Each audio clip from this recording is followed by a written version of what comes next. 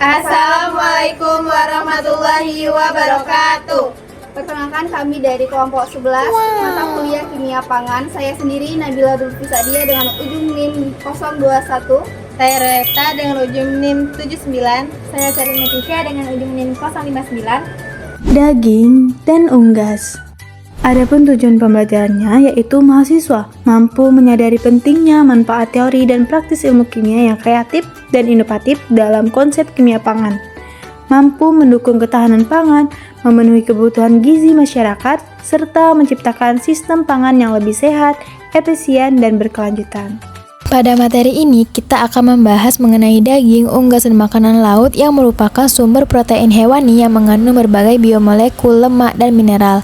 Setelah hewan dipotong, jaringan otot masih mengalami perubahan biokimia, salah satunya glikolisis yang menghasilkan asam laktat dan menurunkan pH.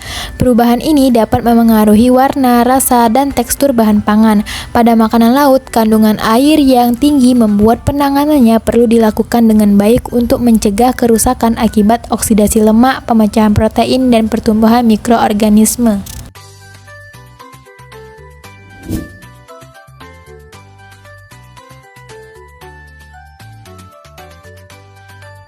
Daging sapi merupakan bahan pangan hewani yang kaya protein dan juga mengandung lemak, air, vitamin, serta mineral. Kualitas daging dapat dilihat dari warna, rasa, tekstur, dan keempukannya. Setelah pemotongan, terjadi perubahan biokimia pada jaringan otot, termasuk pemecahan protein oleh enzim protease yang mempengaruhi tekstur daging. Selanjutnya adalah ayam potong, salah satu sumber protein hewani yang banyak dikonsumsi masyarakat. Daging ayam memiliki tekstur yang lebih lunak dan relatif mudah diolah menjadi berbagai produk pangan. Namun, kandungan airnya yang cukup tinggi membuat daging ayam mudah mengalami kerusakan. Oleh karena itu, penanganan, penyimpanan, dan pemasakan yang tepat sangat penting untuk menjaga kualitas dan keamanan daging ayam. Yang ketiga adalah ikan sapil. Ikan sapil memiliki kandungan protein yang cukup tinggi yang berfungsi untuk membantu pertumbuhan serta memperbaiki jaringan tubuh. Selain itu, ikan juga mengandung lemak, vitamin, mineral, dan asam lemak omega 3 yang baik untuk mendukung kesehatan tubuh. Yang keempat yaitu udang. Udang juga merupakan sumber protein hewan yang baik. Udang mengandung protein, mineral seperti kalsium, fosfor, zat besi, dan seng, serta berbagai vitamin yang dibutuhkan oleh tubuh. Namun, bahan pangan tersebut merupakan bahan pangan yang mudah mengalami kerusakan. Diperlukan penanganan yang tepat agar kualitas dan nilai gizi tetap terjaga. Salah satu cara yang kami lakukan adalah menyimpannya di dalam kulkas pada suhu rendah.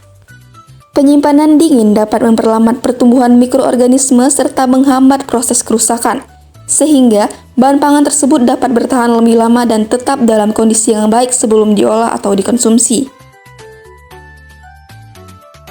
Kerang darah mengandung protein tinggi, lemak relatif rendah, serta mineral seperti zat besi, seng, selenium, dan juga vitamin B12. Dalam proses pemasakan, protein mengalami denaturasi akibat panas, sehingga tekstur kerang menjadi lebih padat. Lemak juga dapat mengalami oksidasi jika dipanaskan terlalu lama.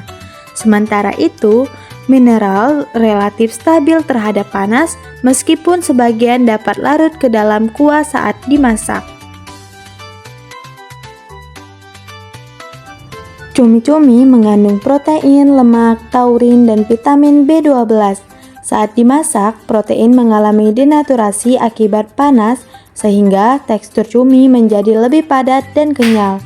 Lemak, termasuk omega 3, dapat mengalami oksidasi apabila terkena panas dan oksigen terlalu lama. Sementara itu, taurin dapat larut ke dalam air saat dimasak berkuah, dan vitamin B12 dapat berkurang akibat pemanasan yang terlalu lama. Daging, unggas, dan makanan laut merupakan bahan pangan hewani yang mudah mengalami kerusakan akibat pertumbuhan mikroorganisme dan perubahan kualitas. Pendinginan pada suhu 0-4 derajat Celcius dapat membantu mempertahankan kesegaran serta menghambat pertumbuhan mikroba pada daging sapi, ayam, dan ikan sapil. Sementara itu, pengeringan dan pengasinan dapat digunakan pada udang dan cumi-cumi untuk mengurangi kadar air sehingga pembusukan dapat diperlambat. Dengan penanganan yang tepat, kualitas bahan pangan dapat dipertahankan dan masa simpannya menjadi lebih panjang. Baiklah, itu saja. Sekian dan terima kasih. Wassalamualaikum warahmatullahi wabarakatuh.